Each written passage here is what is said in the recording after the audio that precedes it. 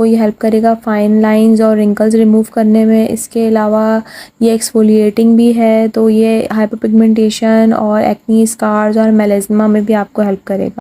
इसमें citric acid भी मौजूद है जो कि एक्सफोलिएट करता है स्किन को और हाइपर पिगमेंटेशन, मेलास्मा और एक्नी स्कार्स में हेल्प करता है।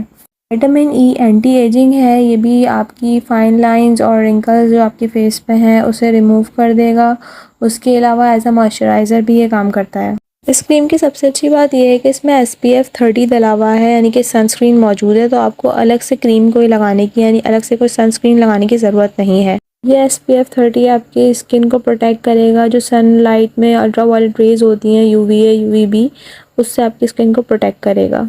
इसमें जिंक ऑक्साइड भी मौजूद है जो कि सनस्क्रीन में वैसे यूज़ होता है, लेकिन इसके अलावा जिसका काम है वो ये है कि रेडनेस को ख़त्म करता है। आपकी अगर कोई स्किन में इन्फ्लेमेशन है तो उसे ख़त्म करेगा।